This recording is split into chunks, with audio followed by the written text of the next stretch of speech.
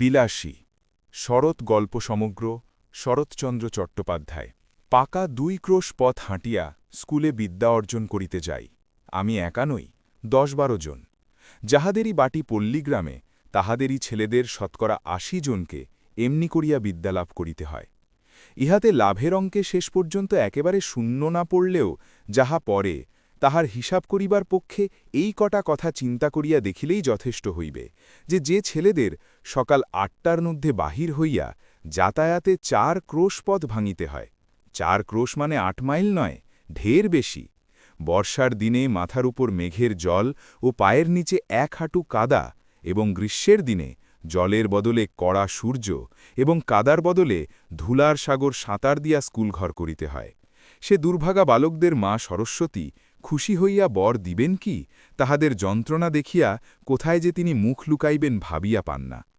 তারপরে এই কৃতবিদ্য শিশুর দল বড় হইয়া একদিন গ্রামেই বসুন আর ক্ষুধার জ্বালায় অন্যত্রই যান তাদের 4 ক্রোশ হাঁটা বিদ্যার তেজ আত্মপ্রকাশ করিবেই করিবে কেহু কেহু বলেন শুনিয়াছি আচ্ছা যাদের ক্ষুধার জ্বালা তাদের কথা না হয় নাই ধরিলাম কিন্তু যাদের সে জ্বালা নাই তেমন সব ভদ্রলোকেই বা কি সুখে গ্রাম ছাড়িয়া পলায়ন করেন তারা বাস করিতে থাকিলে তো পল্লীর এত দুর্দশা হয় না ম্যালেরিয়ার কথাটা না হয় নাই পারিলাম সে যাক কিন্তু ওই 4 ক্রোশ হাঁটার জ্বালায় কত ভদ্রলোকেই যে ছেলেপুলে লইয়া গ্রাম ছাড়িয়া শহরে পালান তাহার আর সংখ্যা নাই তারপরে একদিন ছেলেপুলের পড়াও শেষ হয় বটে তখন কিন্তু শহরের সুখ সুবিধা রুচি লইয়া আর তাদের গ্রামে ফিরিয়া আসা চলে না কিন্তু থাক এ সকল বাজে কথা স্কুলে যাই 2 ক্রোশের মধ্যে এমন আরও তো 2-3খানা গ্রাম পার হইতে হয় কার বাগানে আম পাকিতে শুরু করিয়াছে কোন বনে বৈচিফল অপরাপ্ত ফলিয়াছে কার গাছে কাঁঠাল এই পাকিল বলিয়া কার মর্তমান রম্ভার কাঁদিহি কাটিয়া লইবার অপেক্ষামাত্র কার কানাচে ঝোপের মধ্যে আনারসের গায়ে রং ধরিয়াছে কার পুকুর পাড়ের খেজুর মেতি কাটিয়া খাইলে ধরা পড়িবার সম্ভাবনা অল্প এই সব খবর লইতেই সময় যায় কিন্তু আসল যা বিদ্যা কমস্কটকার রাজধানীর নাম কি এবং সাইবেরিয়ার খনির মধ্যে রূপা মেলে না সোনা মেলে এ সকল দরকারি তথ্য অবগত হইবার ফুরসতি মেলে না জনৈক পল্লীবালকের ডায়েরি হইতে নকল তার আসল নামটা কাহারও জানিবার প্রয়োজন নাই নিষেধ আছে ডাকনামটা না হয় ধরুন ন্যাড়া কাজেই এক্সামিনের সময় এডেন কি জিজ্ঞাসা করিলে বলি পার্সিয়ার বন্দর আর হুমায়ুনের বাপের নাম জানিতে চাহিলে লিখিয়া দিয়ে আসি তোগলক্ষা এবং আজ 40-এর কোঠা পার হইয়াও দেখি ও সকল বিষয়ের ধারণা প্রায় একরকমই আছে তারপরে প্রমোশনের দিন মুখ ভার করিয়া বাড়ি ফিরিয়া আসিয়া কখনো বা দল বাঁধিয়া মতলব করি মাস্টারকে ঠ্যাঙানো উচিত কখনো বা ঠিক করি অমন বিশ্রী স্কুল ছাড়িয়া দেওয়াই কর্তব্য আমাদের গ্রামের একটি ছেলের সঙ্গে মাঝে মাঝেই স্কুলের পথে দেখা হইত তার নাম ছিল মৃত্যুঞ্জয় আমাদের চেয়ে সে বয়সে অনেক বড় 3rd ক্লাসে পড়িত কবে যে সে প্রথম 3rd ক্লাসে উঠিয়াছিল এ খবর আমরা কেহই জানিতাম না সম্ভবত তাহা প্রত্নতাত্ত্বিকের গবেষণার বিষয় আমরা কিন্তু তার ওই 3rd ক্লাসটাই চিরদিন দেখিয়া আসিছি তার 4th ক্লাসে পড়ার ইতিহাসও কখনো শুনি নাই 2nd ক্লাসে উঠার খবরও কখনো পাই নাই মৃত্যুঞ্জয়ের বাপ মা ভাই বোন কেহই ছিল না ছিল শুধু গ্রামের এক প্রান্তে একটা প্রকাণ্ড আম কাঁঠালের বাগান আর তার মধ্যে একটা পোড়ো বাড়ি আর ছিল এক জ্ঞাতি খুড়া খুড়ার কাজ ছিল ভাইপোয়ের নানাবিধ দুর্নাম রটনা করা সে গাঁজা খায় সে গুলি খায় এমনি আরও কত কি তার আরেকটা কাজ ছিল বলে বেড়ানো ওই বাগানের অর্ধেকটা তার নিজের অংশ নালিশ করিয়া দখল করার অপেক্ষা মাত্র অবশ্য দখল একদিন তিনি পাইয়াছিলেন বটে কিন্তু সে জেলা আদালতে নালিশ করিয়া নয় উপরের আদালতের হুকুমে কিন্তু সে কথা পরে হইবে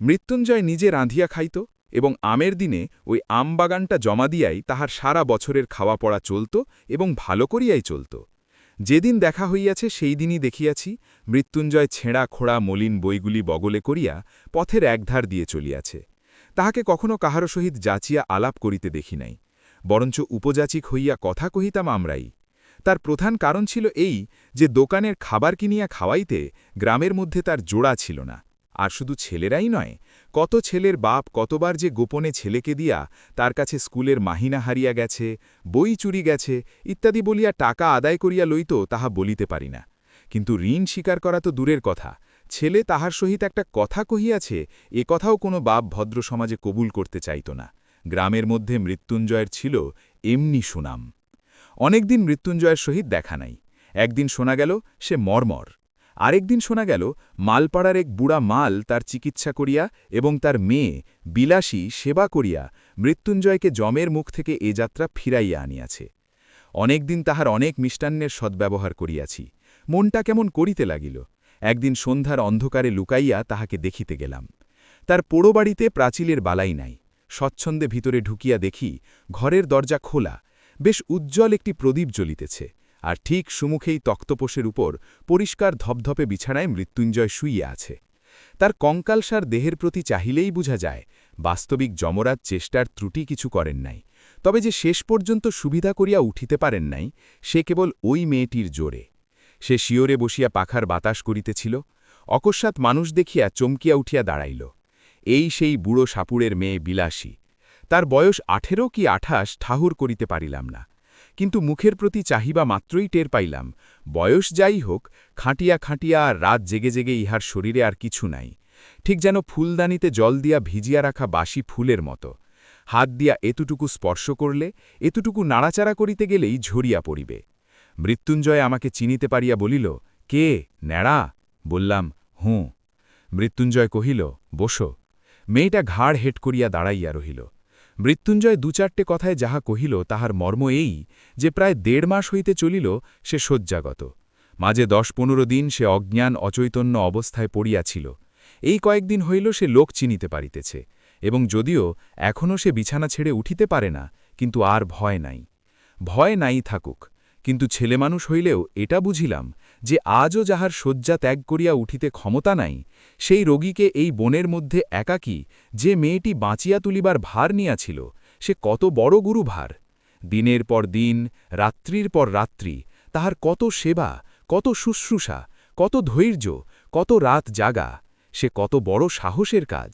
কিন্তু যে বস্তুটি এই অসাধ্য সাধন করিয়া তুলিয়াছিল তাহার পরিচয় যদিও সেদিন পাই নাই, কিন্তু আরেক দিন পাইয়াছিলাম। ফিরিবার সময় মেয়েটি আরেকটি প্রদীপ লইয়া আমার আগে আগে ভাঙা প্রাচীরের শেষ পর্যন্ত আসিল। এতক্ষণ পর্যন্ত সে একটি কথাও বলে নাই। এইবার আস্তে আস্তে বলিল, রাস্তা পর্যন্ত তোমায় রেখে আসব কি? বড় বড় আম গাছে সমস্ত বাগানটা যেন একটা জমাট অন্ধকারের মতো বোধ হইতেছিল। পথ দেখা তো দূরের কথা, নিজের হাতটাও দেখা যায় না। বললাম, পৌঁছে দিতে হবে না, শুধু আলোটা দাও। সে প্রদীপটা আমার হাতে দিতেই তার উৎকণ্ঠিত মুখের চেহারাটা আমার চোখে পড়িল। আস্তে আস্তে সে বলিল, একলা যেতে ভয় করবে না তো? একটু এগিয়ে দিয়ে আসব। মেয়ে মানুষ জিজ্ঞাসা করে ভয় করবে না তো, সুতরাং মনে যাই থাক, প্রত্যুত্তরে শুধু একটা না বলিয়াই অগ্রসর হইয়া গেলাম। সে পুনরায় কহিল, বন জঙ্গলের পথ, একটু দেখে দেখে পা ফেলে যেও। সর্বাঙ্গে কাঁটা দিয়া উঠিল, কিন্তু এতক্ষণে বুঝিলাম উদ্বেগটা তার কিসের জন্য এবং কেন সে আলো দেখাইয়া এই বনের পথটা পার করিয়া দিতে চাইতেছিল।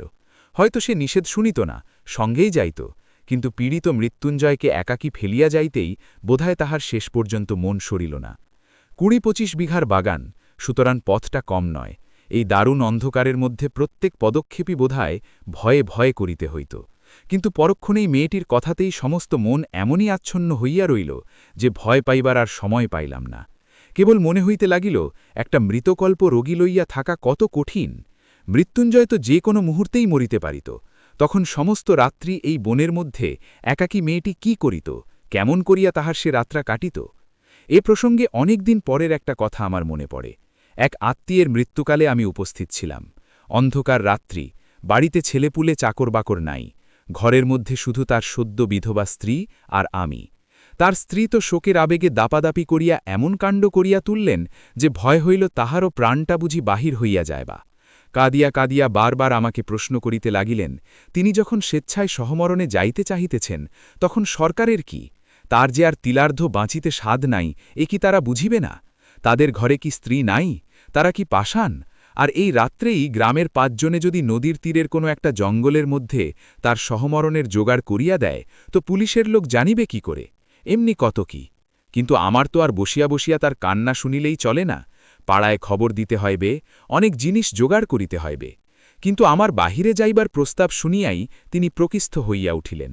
চোখ মুছিয়া বলিলেন, ভাই, যা হবার সে তো হইয়াছে, আর বাহিরে গিয়া কি হইবে? রাত্রা কাটুক না। বললাম, অনেক কাজ, না গেলেই যে নয়। তিনি বলিলেন, হোক কাজ, তুমি বসো। বললাম, বসলে চলবে না, একবার খবর দিতেই হইবে। বলিয়া পা বাড়াইবার মাত্রই তিনি চিৎকার করিয়া উঠিলেন, ওরে বাপরে, আমি একলা থাকতে পারিব না। কাজেই আবার বসিয়া পড়িতে হইল, কারণ তখন বুঝিলাম যে স্বামী জ্যানতে থাকিতে তিনি ২৫ বছর একাকী ঘর করিয়াছেন, তার মৃত্যুটা যদি বা সহে, তার মৃত দেহটা এই অন্ধকার রাত্রে ৫ মিনিটের জন্যেও স্ত্রীর সহিবে না। বুক যদি কিছুটে ফাটে তো সে এই মৃত স্বামীর কাছে একলা থাকিলে। কিন্তু দুঃখটা তাহার তুচ্ছ করিয়া দেখানো আমার উদ্দেশ্য নহে, কিংবা তাহা খাঁটি নহে এ কথা বলাও আমার অভিপ্রায় নহে, কিংবা একজনের ব্যবহারেই তাহার চূড়ান্ত মীমাংসা হইয়া গেল তাহাও নহে।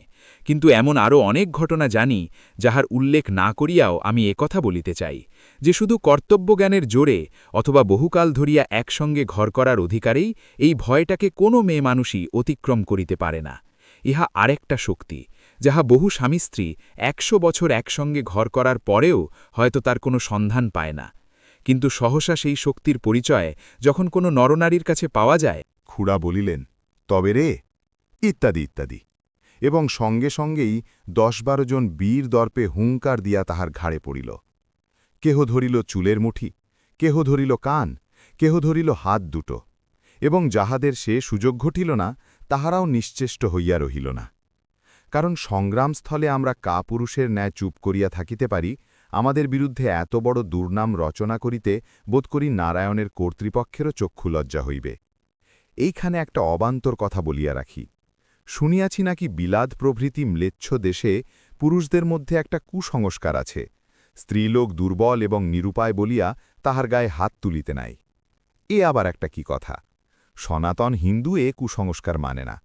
আমরা বলি যাহারই গায়ে জোর নাই তাহারই গায়ে হাত তুলিতে পারা যায়, তা সে নরনারী যাই হোক না কেন। মেয়েটি প্রথমেই সেই যা একবার আর্তনাদ করিয়া উঠিয়াছিল, তারপরে একেবারে চুপ করিয়া গেল।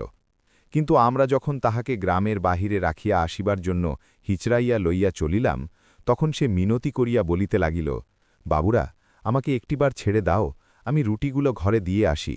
বাইরে শিয়াল কুকুরে খেয়ে যাবে, রোগা মানুষ সমস্ত রাত খেতে পাবে না। মৃত্যুঞ্জয় রুদ্ধ ঘরের মধ্যে পাগলের মতো মাথা কুটিতে লাগিল, দ্বারে পদাঘাত করিতে লাগিল, এবং শ্রাব্য অশ্রাব্য বহুবিধ ভাষা প্রয়োগ করিতে লাগিল। কিন্তু আমরা তাহাতে তিলার্ধ বিচলিত হইলাম না। স্বদেশের মঙ্গলের জন্য সমস্ত অকাতরে সহ্য করিয়া তাহাকে হিড় করিয়া টানিয়া লইয়া চলিলাম বলিতেছি, কেননা আমিও বরাবর সঙ্গে ছিলাম, কিন্তু কোথায় আমার মধ্যে একটুখানি দুর্বলতা ছিল, আমি তাহার গায়ে হাত দিতে পারি নাই, বরঞ্চ কেমন যেন কান্না পাইতে লাগিল। সে যে অত্যন্ত অন্যায় করিয়াছে এবং তাহাকে গ্রামের বাহির করাই উচিত বটে, কিন্তু এটাই যে আমরা ভালো কাজ করিতেছি সেও কিছুতে মনে করিলাম না। কিন্তু আমার কথা যাক, আপনারা মনে করিবেন না পল্লীগ্রামে উদারতার একান্ত অভাব, মোটেই না। বরঞ্চ বড় লোক হইলে আমরা এমন সব ঔদার্য প্রকাশ করি যে শুনিলে আপনারা অবাক হইয়া যাইবেন। এই মৃত্যুঞ্জয়টাই যদি না তাহার হাতে ভাত খাইয়া অমার্জনীয় অপরাধ করিত, তাহইলে তো আমাদের এত রাগ হইত না। আর কায়েতের ছেলের সঙ্গে সাপুড়েই মেয়ের নিকা, এ তো একটা হাসিয়া উড়াইবার কথা। কিন্তু কাল করিল যে ওই ভাত খাইয়া, হোক না সে ২.৫ মাসের রুগী, হোক না সে শয্যাশায়ী, কিন্তু তাই বলিয়া ভাত, লুচি নয়, সন্দেশ নয়, পাঁঠার মাংস নয়, ভাত খাওয়া যে অন্য পাপ, সে তো আর সত্য সত্যিই মাপ করা যায় না। তা নইলে পল্লীগ্রামের লোক সংকীর্ণচিত্ত নয়। ৪ ক্রোশ হাঁটা বিদ্যে যেসব ছেলের পেটে, তারাই তো একদিন বড় হইয়া সমাজের মাথা হয়। দেবী বিনা পানির বরে সংকীর্ণতা তাহাদের মধ্যে আসিবে কি করিয়া? এই তো ইহারই কিছুদিন পরে প্রাতঃশ্রণীয় স্বর্গীয় মুখোপাধ্যায় মহাশয়ের বিধবা পুত্রদভু মনের বৈরাগ্যে বছর দুয়েক কাশী বাস্তরিয়া যখন ফিরিয়া আসিলেন, তখন নিন্দুকেরা কানাকানি করিতে লাগিল যে অর্ধেক সম্পত্তি ওই বিধবার, এবং পাছে তাহা বেহাত হয় এই ভয়েই ছোটবাবু অনেক চেষ্টা অনেক পরিশ্রমের পর বৌঠানকে যেখান হইতে ফিরিয়া আনিয়াছেন সেটা কাশীই বটে। যাই হোক, ছোটবাবু তাহার স্বাভাবিক ঔদার্যে গ্রামের বারোয়ারি পূজা বাবদ ২০০ টাকা দান করিয়া ৫খানা গ্রামের ব্রাহ্মণের সদক্ষিণা উত্তম ফলাহারের পর প্রত্যেক সদ্ব্রাহ্মণের হাতে একটা করিয়া কাঁসার গেলাস দিয়া বিদায় করিলেন, তখন ধন্য ধন্য পড়িয়া গেল। এমনকি পথে আসিতে অনেকেই দেশের এবং দশের কল্যাণের নিমিত্তে কামনা করিতে লাগিলেন। এমন সব যারা বড়লোক, তাদের বাড়িতে বাড়িতে মাসে মাসে এমন সব সদনুষ্ঠানের আয়োজন হয় না কেন? কিন্তু যাক, মহত্বের কাহিনী আমাদের অনেক আছে, যুগে যুগে সঞ্চিত হইয়া প্রায় প্রত্যেক পল্লীবাসীর দ্বারেই স্তূপাকার হইয়া উঠিয়াছে। এই দক্ষিণবঙ্গের অনেক পল্লীতে অনেক দিন ঘুরিয়া গৌরব করিবার মতো অনেক বড় বড় ব্যাপার প্রত্যক্ষ করিয়াছি। চরিত্রেই বলো, ধর্মেই বলো, সমাজেই বলো, আর বিদ্যাতেই বলো, শিক্ষা একেবারেই পুরা হইয়া আছে। এখন শুধু ইংরাজকে কষিয়া গালিগালাজ করিতে পারিলেই দেশটা উদ্ধার হইয়া যায়। বৎসরখানেক জ্ঞাত হইয়াছে। মশার কামড় আর সহ্য করিতে না পেরে সবেমাত্র সন্ন্যাসীগিরিতে ইস্তফা দিয়া ঘরে ফিরিয়াছি। একদিন দুপুরবেলা ক্রোশ দুয়েক দূরের মালপাড়ার ভিতর দিয়া চলিলাম। হঠাৎ দেখি একটা কুটিরের দ্বারে বসিয়াছে মৃত্যুঞ্জয়। তার মাথায় গেরুয়া রঙের পাগড়ি, বড় বড় দাড়ি চুল, গলায় রুদ্রাক্ষ ও পুতির মালা। কে বলিবে এ আমাদের সেই মৃত্যুঞ্জয়? কায়েতের ছেলে একটা বছরের মধ্যেই জাত দিয়া একেবারে পুরা দস্তুর সাপুড়ে হইয়া গেছে। মানুষ কত শীঘ্রই যে তাহার ১৪ পুরুষের জাতটা বিসর্জন দিয়া আর একটা জাত হইয়া উঠতে পারে, সে এক আশ্চর্য ব্যাপার। ব্রাহ্মণের ছেলে মেথরানী বিবাহ করিয়া মেথরান হইয়া গেছে এবং তাহাদের ব্যবসা অবলম্বন করিয়াছে, এ বোধ করি আপনারা সবাই শুনিয়াছেন। আমি সদ্ব্রাহ্মণের ছেলেকে এন্ট্রান্স পাশ করার পরেও ডোমের মেয়ে বিবাহ করিয়া ডোম হইতে দেখিয়াছি। এখন সে ধুচুনি কুলো বুনিয়া বিক্রয় করে, শুয়ার চড়ায়। ভালো কায়স্থ সন্তানকে কসাইয়ের মেয়ে বিবাহ করিয়া কসাই হইয়া যাইতে দেখিয়াছি। আজ সে স্বহস্তে গরু কাটিয়া বিক্রয় করে। তাহাকে দেখিয়া কাহার সাধ্য বলে কোন কালে সে কসাই ভিন্ন আর কিছু ছিল? কিন্তু সকলেরই ওই একই হেতু। আমার তাই তো মনে হয়, এমন করিয়া এত সহজে পুরুষকে যাহারা টেনে নামিয়া দিতে পারে, তাহারা কি এমনই অবলীলাক্রমে তাহাদের ঠেলে উপরে তুলিতে পারে না? যে পল্লীগ্রামের পুরুষদের সুখ্যাতিতে আজ পঞ্চমুখ হইয়া উঠিয়াছি, গৌরবটা কি একা শুধু তাদেরই? শুধু নিজেদের জোরেই এত দ্রুত নিচের দিকে নেমে চলেছে? অন্দরের দিক থেকে কি একটুখানি উৎসাহ, একটুখানি সাহায্য আসে না? কিন্তু থাক, ঝোঁকের মাথায় হয়তোবা অনধিকার চর্চা করিয়া বসিব। কিন্তু আমার মুশকিল হইয়াছে এই যে আমি কোনো মতেই ভুলিতে পারি না দেশের ৯০ জন নরনারী ওই পল্লীগ্রামেরই মানুষ, এবং সেই জন্য কিছু একটা আমাদের করা চাই। যাক, বলিতেছিলাম যে দেখিয়া কে বলিবে এই সেই মৃত্যুঞ্জয়? কিন্তু আমাকে সে খাতির করিয়া বসাইল। বিলাসী পুকুরে জল আনিতে গিয়াছিল, আমাকে দেখিয়া সেও ভারী খুশি হইয়া বারবার বলিতে লাগিল, তুমি না আগলালে সে রাত্রি মেরেই ফেলত আমাকে। আমার জন্যে কত মারই না জানি তুমি খেয়েছিলে। কথায় কথায় শুনিলাম পরদিনই তাহারা এখানে উঠিয়া আসিয়া ক্রমশ ঘর বাঁধিয়া বাস করিতেছে এবং সুখে আছে। সুখে যে আছে এ কথা আমাকে বলার প্রয়োজন ছিল না, শুধু তাদের মুখের পানে চাহিয়াই আমি তাহা বুঝিয়াছিলাম। তাই শুনিলাম আজ কোথায় নাকি তাহাদের সাপ ধরার বায়না আছে এবং তাহারা প্রস্তুত হইয়াছে। আমিও অমনি সঙ্গে যাইবার জন্য লাফাইয়া উঠিলাম। ছেলেবেলা থেকেই দুটা জিনিসের উপর আমার প্রবল শখ ছিল। এক ছিল গোখ্র কেউটে সাপ ধরিয়া পোষা, আর এক ছিল মন্ত্র সিদ্ধ হওয়া। সিদ্ধ হওয়ার উপায় তখনও খুঁজিয়া বাহির করিতে পারি নাই, কিন্তু মৃত্যুঞ্জয়কে ওস্তাদ লাভ করিবার আশায় আনন্দে উৎফুল্ল হইয়া উঠিলাম।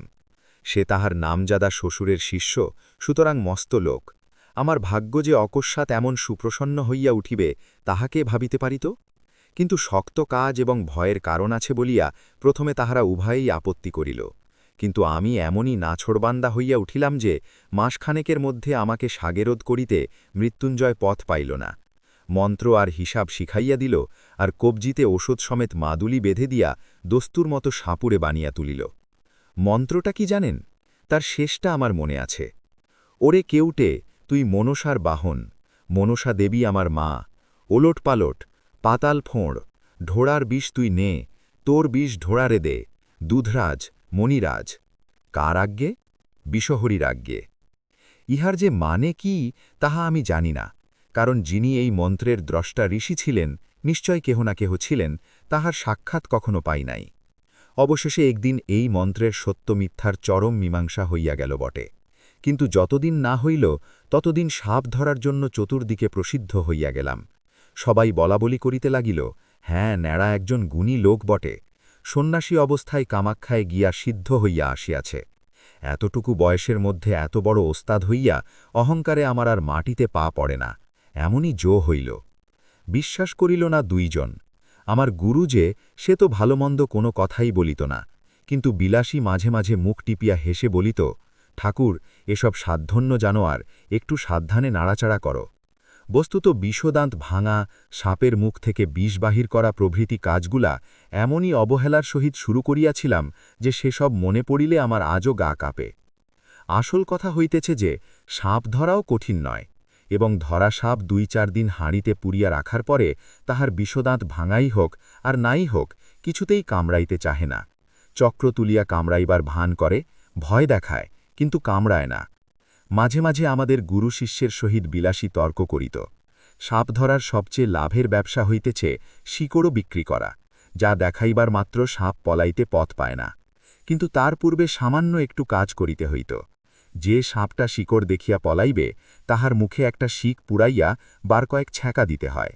তারপরে তাহাকে শিকড়ই দেখানো হোক আর একটা কাঠিই দেখানো হোক, সে যে কোথায় পলাইবে ভাবিয়া পায় না। এই কাজটার বিরুদ্ধে বিলাসী ভয়ানক আপত্তি করিয়া মৃত্যুঞ্জয়কে বলিত, দেখো, এমন করিয়া মানুষ ঠকাইও না। মৃত্যুঞ্জয় কহিত, সবাই করে, এতে দোষ কি? বিলাসী বলিত, করুক গে সবাই, আমাদের তো খাবার ভাবনা নেই, আমরা কেন মিছিমিছি লোক ঠকাতে যাই? আর একটা জিনিস আমি বরাবর লক্ষ্য করিয়াছি, সাপ ধরার বায়ানান আসিলেই বিলাসী নানা প্রকারে বাধা দিবার চেষ্টা করিত। আজ শনিবার, আজ মঙ্গলবার, এমন কত কি। মৃত্যুঞ্জয় উপস্থিত না থাকিলে তো সে একেবারেই ভাগাইয়া দিত, কিন্তু উপস্থিত থাকিলে মৃত্যুঞ্জয় নগদ টাকার লোভ সামলাইতে পারিত না। আর আমার তো একরকম নেশার মতো হইয়া দাঁড়াইয়াছিল। নানা প্রকারে তাহাকে উত্তেজিত করিতে চেষ্টার ত্রুটি করিতাম না। বস্তুত ইহার মধ্যে মজা ছাড়া ভয় যে কোথাও ছিল এ আমাদের মনেই স্থান পাইত না। কিন্তু এই পাপের দণ্ড আমাকে একদিন ভালো করিয়াই দিতে হইল। সেদিন ক্রোশ দেড়েক দূরে এক গোয়ালের বাড়ি সাপ ধরিতে গিয়াছি। বিলাসী বরাবর সঙ্গে যাইত, আজও সঙ্গে ছিল। মেটে ঘরের মেঝে খানিকটা খুঁড়িতেই একটা গর্তের চিহ্ন পাওয়া গেল।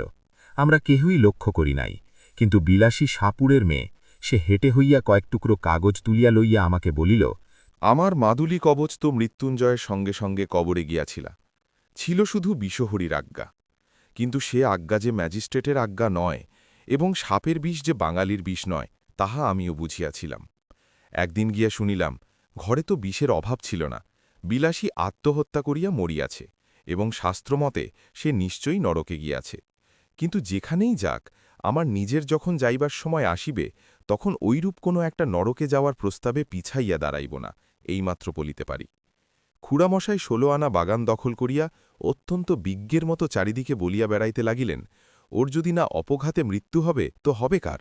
পুরুষ মানুষ অমন একটা ছেড়ে 10টা করুক না, তাতে তো তেমন আসে যায় না, না হয় একটু নিন্দেই হতো। কিন্তু হাতে ভাত খেয়ে মরতে গেলি কেন? নিজে মরল, আমার পর্যন্ত মাথা হেট করে গেল। না পেলে এক ফোঁটা আগুন, না পেলে একটা পিণ্ডি, না হলো একটা ভুজ্জি উচ্ছুগ্গু। গ্রামের লোক এক বাক্যে বলিতে লাগিল, তাহাতে আর সন্দেহ কি? অন্য পাপ, বাপরে, এর কি আর প্রায়শ্চিত্ত আছে? বিলাসীর আত্মহত্যার ব্যাপারটাও অনেকের কাছে পরিহাসের বিষয় হইল। আমি প্রায়ই ভাবি, এ অপরাধ হয়তো ইহারা উভয়েই করিয়াছিল। কিন্তু মৃত্যুঞ্জয় তো পল্লীগ্রামেরই ছেলে, পাড়াগ্রামে তেলে জলেই তো মানুষ। তবু এত বড় দুঃসাহসের কাজে প্রবৃত্ত করাইয়াছিল তাহাকে, যে বস্তুটা, সেটা কেহ একবার চোখ মিলিয়া দেখিতে পাইল না। আমার মনে হয়, যে দেশের নর নারীর মধ্যে পরস্পরের হৃদয় জয় করিয়া বিবাহ করিবার রীতি নাই, বরঞ্চ তাহা নিন্দার সামগ্রী, যে দেশের নরনারী আশা করিবার সৌভাগ্য, আকাঙ্ক্ষা করিবার ভয়ঙ্কর আনন্দ হইতে চিরদিনের জন্যে বঞ্চিত, যাহাদের জয়ের গর্ব, পরাজয়ের ব্যথা কোনোটাই জীবনে একটিবারও বহন করিতে হয় না, যাহাদের প্রাচীন এবং বহুদর্শী বিজ্ঞ সমাজ সর্বপ্রকারের হাঙ্গামা হইতে অত্যন্ত সাবধানে দেশের লোককে তথাৎ করিয়া আজীবন কেবল ভালোটি হইয়া থাকিবারই ব্যবস্থা করিয়া দিয়াছেন, তাই বিবাহ ব্যাপারটা যাহাদের শুধু নিছক কন্ট্রাক্ট, তা সে যতই কেননা বৈদিক মন্ত্র দিয়া ডকুমেন্ট পাকা করা হোক, সে দেশের লোকের সাধ্যই নাই মৃত্যুঞ্জয়ের অন্য পাপের কারণ বোঝে।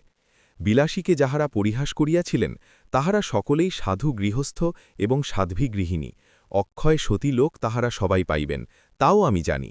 কিন্তু সেই সাপুরের মেয়েটি যখন একটি পীড়িত শয্যাগত লোককে তিল তিল করিয়া জয় করিতেছিল, তাহার তখনকার সে গৌরবের কণামাত্র হয়তো আজিও ইহাদের কেহ চোখে দেখেন নাই। মৃত্যুঞ্জয় হয়তো নিতান্তই একটা তুচ্ছ মানুষ ছিল, কিন্তু তাহার হৃদয় জয় করিয়া দখল করার আনন্দটাও তুচ্ছ নয়, সে সম্পদও অকিঞ্চিৎকর নহে। এই বস্তুটাই এদেশের লোকের পক্ষে বুঝিয়া উঠা কঠিন। আমি ভূদেববাবুর পারিবারিক প্রবন্ধেরও দোষ দিব না, এবং শাস্ত্রীয় তথা সামাজিক বিধিব্যবস্থারও নিন্দা করিব না। করিলেও মুখের ওপর কড়া জবাব দিয়া যারা বলিবেন, এই হিন্দু সমাজ তাহার নির্ভুল বিধিব্যবস্থার জড়ি অত শতাব্দীর অতগুলা বিপ্লবের মধ্যে বাঁচিয়া আছে, আমি তাহাদেরও অতিশয় ভক্তি করি। প্রত্যুত্তরে আমি কখনোই বলিব না, টিকিয়া থাকাই চরম সার্থকতা এবং অতিকায় হস্তি লোপ পাইয়াছে, কিন্তু তেলাপোকা টিকে আছে। আমি শুধু এই বলিব যে বড়লোকের নন্দগোপালটির মতো দিনরাত্রি চোখে চোখে এবং কোলে কোলে রাখলে যে সে বেশটি থাকিবে, তাহাতে কোনো সন্দেহ নাই।